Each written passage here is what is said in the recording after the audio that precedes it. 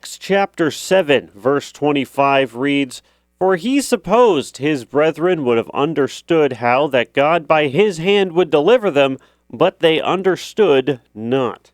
This is Stephen's testimony. He's preaching before the religious leaders, because in Acts chapter 6, Stephen was one of 7 men who became the first deacons of the New Testament church. And we see that he was having a particularly successful and impressive ministry in his new post. And this, of course, riled up those who were in leadership in the synagogue. They weren't very happy with the success of the New Testament Christian church.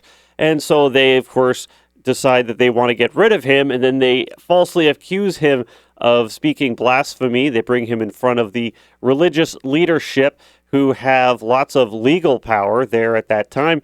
And so now he's giving his testimony. He's essentially preaching to them some of the details about how Christian theology works, all the way back from the time of Abraham, all the way up to the current moment.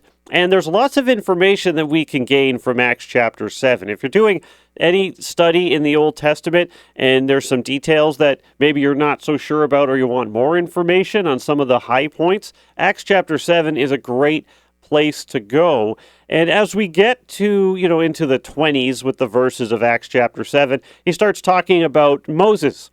And what we see here is that Moses was trying to fulfill God's will in his own power and through his own methods. We see in verse 22, it says, "And Moses was learned in all the wisdom of the Egyptians, and was mighty in words and deeds. And when he was a full 40 years old, it came into his heart to visit his brethren, the children of Israel. And seeing one of them suffer wrong, he defended him, and avenged him that was oppressed, and smote the Egyptian."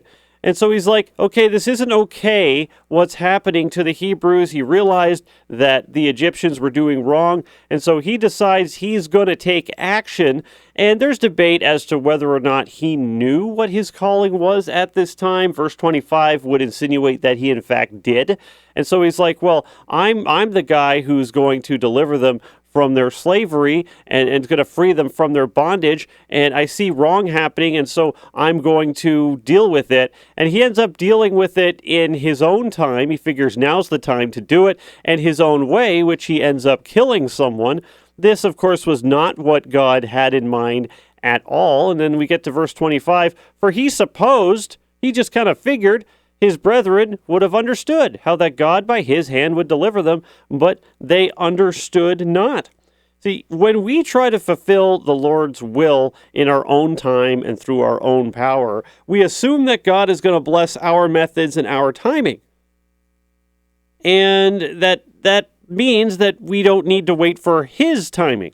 We go, well, this is kind of what God wants me to do, so I'm going to go out and make it happen. I'm going to figure out how to bring God's will to pass, and I don't want to wait around, and I'm not super happy with how things are going right now, and I've got good intentions. But as it's said, the road to hell is paved with good intentions. The ends don't justify the means.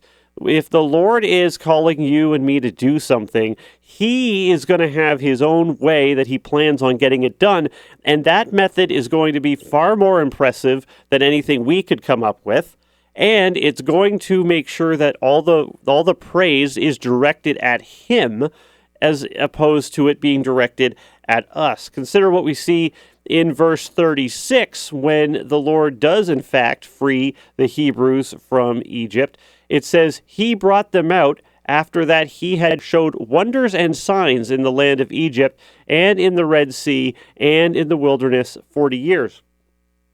We see that God used wonders and signs in the land of Egypt.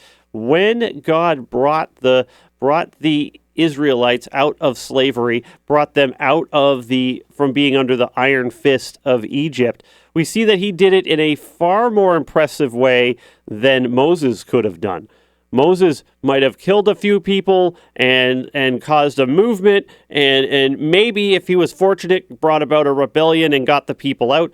But the way God did it, with the plagues that he initiated, with the parting of the Red Sea, with maintaining their health and their wellness as they went through the wilderness, there was no doubt whatsoever that God was showing himself mighty. And in the process, he also demonstrated the fact that Moses was just a tool for him to use. The power that had brought the people out was God's. God had his own timing and his own method for fulfilling his own will, and Moses needed to be part of that program. God does not bend his power to us. God just doesn't use his power for whatever we decide he should. God doesn't just say, here's what I want to do, you come up with a way to do it, and I'll just bless it as you go along. That's not how it works. How it works is we say, okay, Lord, you want this done. I feel you calling me to do this. Okay, set out exactly kind of how you want me to do things, and I'll follow you along, and I'll watch you work as it happens. It's super important that we follow and obey the Lord in his time and in his power, because that way things will work out better. The Lord will get the glory, and we get to watch him work.